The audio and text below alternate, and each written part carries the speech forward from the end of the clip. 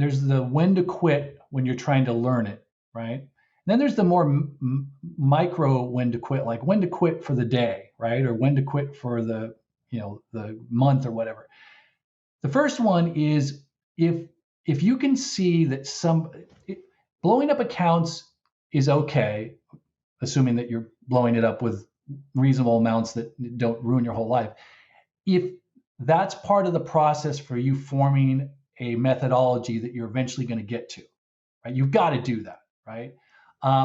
If you're just blowing up accounts because you're just throwing money out there and you're not trying to refine, and you're not trying to look at what you did wrong, and you're not trying to find answers, or you're not honestly trying to do it, then it's like, hey, quit, because you're literally just gambling. I mean, you can go to Vegas and play blackjack for fun and have some beers and flirt with a waitress and lose some money, whatever. Or you can go and you can play it statistically correct, right? There's a card. You can buy that card in the gift shop that will tell you if you play it like this way, you'll have an edge.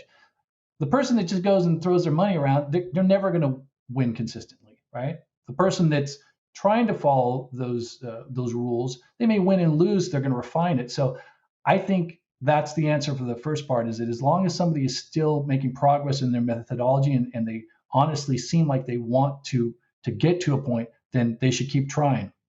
If they're just losing money, then they should quit. The second part is, once you've already established and you are a trader, it once again goes back to to more the casino analogy. And this is something that I take from professional poker players, because when they play, there's no end to their session, right? And unless it's a tournament, like if you're playing a cash game, you can play for days on end, right? So how do you know when to walk away from the table? Does it have to do with how much you're down or up? And from what I've read about the top pros, is it's when their game starts to deteriorate for that session, right?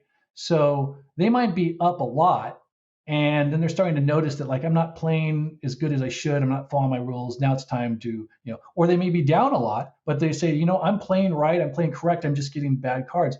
So when it comes to trading, it's the same thing, right? If you're up during the day, and, we've all been there where we get up early. I mean, our P&L gets up early in the day, and we feel ourselves getting a little bit looser, but take a little, and then we come down a little bit. That's the time to say, okay, I'm done for the day. So two different when you should quit, macro and micro. So I love the first one. That's such great advice. If you're bleeding or blowing up accounts, but you're still being honest with yourself, putting in the work, you're journaling, you're trying to figure out, trying to get better, then yeah, I love that. It is the road to, getting there in a true sense. On the second part, two questions come to mind. So I'm curious, do you have any certain numbers, or when do you call it for the day? Do you, I got to make $1,000 today day trading. As soon as I get it, I'm done? Or do you do that? And then the second part of that, before I forget it, as soon as, someone's doing well, maybe they open Twitter, they see someone talking about a symbol, they go trade it, they lose some money. That's the time to quit. That's also probably the hardest time to quit, right? Because as soon as you have that good day and you're like, damn, I was up $2,800. Now I'm only up 1,400. I got to get back there. And it is the most dangerous time, but you're totally right. That is the time to objectively quit. So yeah, it's interesting. That's one of the most problematic areas of trading, is when to quit. And there's no good answer. And I think Mark Douglas wrote about this in either The Disciplined Trader or Trading in the Zone. And he said, when you run a marathon, or you have a football game, or any sort of competition, there's always a finish, right? The clock runs out, or you hit the finish line and you say, I objectively won. That's it. I won, right? The market, yes, the market has a close, but it's always there, right? It's always there the next day, right? Like I always say to someone, like, what if you get up 25% in the first month of the year? Should you just shut it down for the rest of the year, right? Because you get to the end of the year and you're up 25. That's a pretty good return for if you're managing money or whatever like that. Who knows, right? That's the eternal struggle, is how do I create a structure for when I should end, for the day or for the quarter, whatever. For me, I have a dollar amount that I like to get to when I'm day trading. Okay? I don't have to get there, but I like to get there.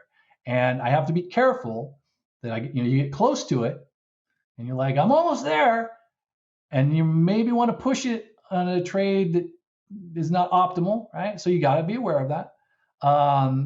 Not so much in terms of my swing accounts, but yeah, it's tough. And I think the other thing too is it's like a lot of things in life, like there's no finished answer. Like you're always evolving and refining your rules for when you do want to quit or when you want to step aside. And I think also, this is so important that it's good to also just know when you're not in the right mindset. Like if you've had a really good week and you feel good about it and you don't want to trade on Friday because you just want to say, hey, I want to go into the weekend, knowing I locked up this and I did good, you should do it, right? Because there's nothing worse. Every trader out there knows what I'm about ready to say, right? There's nothing worse than whether it's a day and you're up during the day and then you give it back, or it's a week where you're up and you give it back. You just, that close between the closing bell and the opening bell is the worst. Those are the worst hours, right? Or between the close on Friday and the open on Monday, that's the worst, right? All weekend, you're like,